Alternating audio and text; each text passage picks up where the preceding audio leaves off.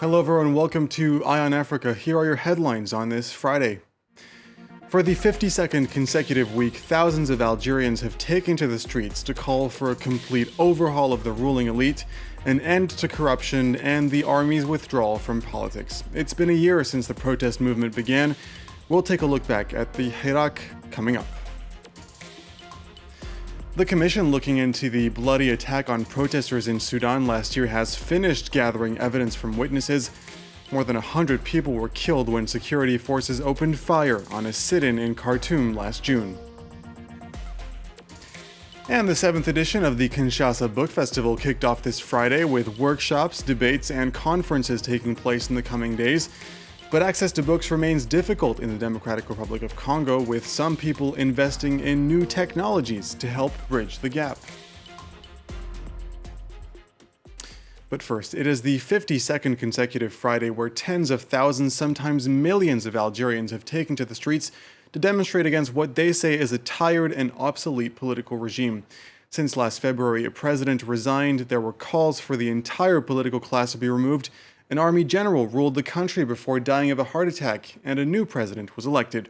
James Vazina takes a look back at the past 52 weeks of peaceful and momentous protests in Algeria. 52 weeks of protests and counting. What began as an anti-government demonstration soon turned into an upsurge against the ruling elite. At the centre of the unrest, former President Abdelaziz Bouteflika's intention to run for a 5th mandate. But after flooding the streets across the country for a 6th Friday in a row, protesters hailed their first victory as Bouteflika steps down.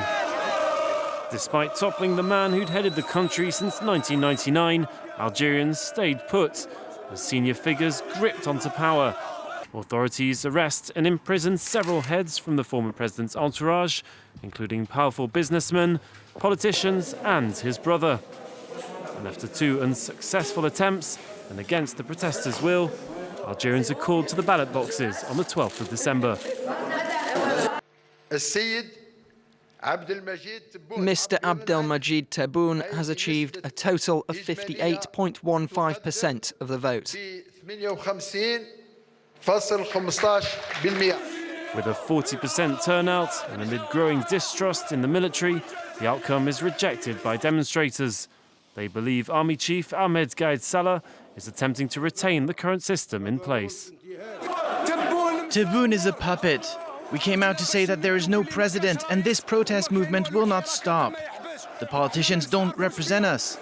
They've chosen their own president and we aren't going to step back. Days later, Army Chief Gaid Salah died of a heart attack. And new President Abdelmajid Tebboune set up a commission to amend the country's constitution and give more power to the parliament and the judiciary. Despite pardoning several thousands of prisoners and attempting to seek dialogue with protesters, the government has yet to calm the biggest rallies since Algeria's independence. In Sudan, the commission looking into the bloody attack on protesters calling for a handover to civilian power last year has finished gathering evidence from witnesses. Those who wished to testify had 1 month to share what they saw that day. Our France 24 reporters Elodie Cousin, Bastien Renouille, and Shona Bhattacharya sent us this report. Like every 3rd day of the month since June, mourners gathered to honor those killed during the Khartoum massacre when soldiers opened fire to break up a sit-in in front of military headquarters. It was a beautiful day. On the 3rd of June, they come and they start to kill, start to beat us, to doing a lot of bad things for us. At least 100 people were killed, hundreds wounded, dozens of others were raped. Civilian authorities opened an inquiry into the abuses. This man is sharing what he saw with investigators. This is our duty. People have died here and there is truth to be told. I've witnessed it and it's a testimony for God and for myself, for my consciousness, and for the people who lost their kids, who lost their families. Testimonies are secret and can be anonymous. Many are afraid they'll be targeted for what they have to say. The sensitive evidence is being collected behind these gates. At the beginning, we didn't know where to go.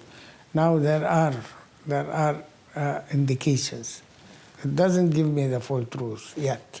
I'm still investigating, looking for different parts of the jigsaw. This commission is meant to be independent, but like this researcher, some doubt it's impartial. There is a member representing the Minister of Interior, a police officer, and also another an army officer from the Ministry of Defense, and also another member from the security agency.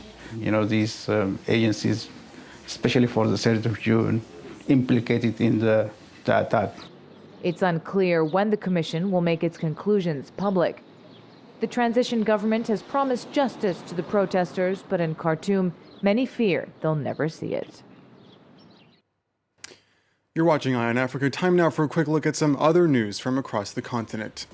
It's been a deadly 24 hours in Mali. 21 civilians were killed in an overnight attack on a village in the heart of the country. According to the village chief, some 30 gunmen carried out this attack. It happened in Ogosagu, a village mainly inhabited by Fulani people, where 160 were killed in a massacre last March. And in a separate attack, 8 soldiers were killed when they were ambushed in the Gao region of central Mali. In a statement, the army said that 4 others had been injured and that the group also sustained material damage. Egypt has confirmed its first case of the coronavirus that is also the first case in Africa. According to a statement, the person diagnosed is a foreigner and has not shown any symptoms. The health ministry says it immediately informed the World Health Organization and took all necessary preventative measures. The patient is currently in isolation at one of Egypt's hospitals. Meanwhile, the government of Uganda has said it would cost too much money to bring home students stranded in the city of Wuhan in China, but it has said it would send $61,000 in financial assistance to help them out.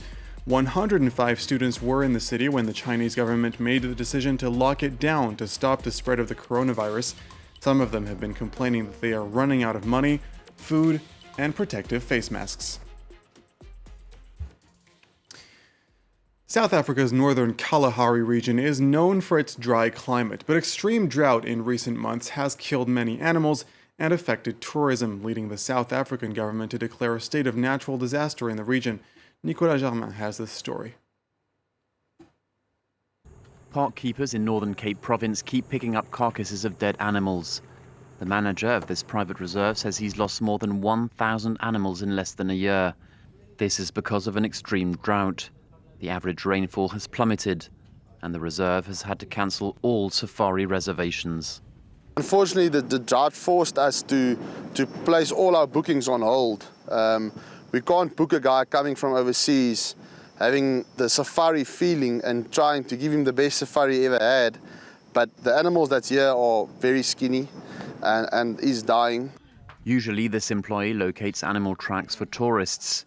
Now he picks up carcasses and feeds the animals that are still alive. No tourists also means no tips and less money at the end of the month. I needed to borrow money this year just to buy my children's school books. The year before, I had the money. Things are much worse than before. Nearby, this 52-year-old farmer says he has never seen such a drought. Our animals are really suffering. We have lost many animals. At this stage, I have between 30 and 40% of my herd left. Everything else either died or we had them slaughtered. The South African government has declared a state of natural disaster in the Northern Cape Province. It will release 18 million euros, but locals here say that's far from enough. Finally, it's become an unmissable event in the DRC's cultural scene. The 7th edition of the Kinshasa Book Festival opened this Friday. Planned activities include workshops, debates, and conferences to promote African and Francophone literature. However, access to books remains difficult for many in the DR Congo, as our correspondents Clément Bonneau and Juliette Dubois explain in this report. Located in a popular neighborhood of Kinshasa, the Pêle-Mêle bookstore is an unusual sight in DR Congo. It's one of the only bookshops in the city and one of the few to sell second-hand items. Dadan Gita, the owner, imports everything from Europe because the DRC doesn't print any books. We have a warehouse where we stock over 10,000 books. When we have enough, we ship them in a container. First from Brussels to Antwerp and then all the way to Matadi. Each container costs between 6,500 and 7,000 euros. High transport costs are the main reason why books are so expensive in the DRC, around $5 for a used copy. It's cheaper than buying new, but it remains out of reach for many. Access to books is for the lucky few. Even libraries are far from working-class neighborhoods. To improve access, some have invested in new technologies by making thousands of e-books available to their subscribers. You can download novels, comic books, albums. The advantage is that people can borrow books and read them online from the comfort of their own homes. Improving access to books also means promoting a reading culture. Soraya Odia, a young author and literary blogger, launched a reading club back in October, the first of its kind in the DRC. What I'm trying to say is that I keep coming back to Paulo Coelho's novels because when I read them, I find answers to my problems. The aim to encourage reading and break stereotypes. There's a saying here that Congolese people don't like to read. I've always hated it. How can you say you don't like a certain type of food if you've never tasted it? For Soraya and her friends, reading, like eating and drinking, is a pleasure best shared. That does it for this edition of Eye on Africa. Thank you for watching. The news continues on France 24 right after this.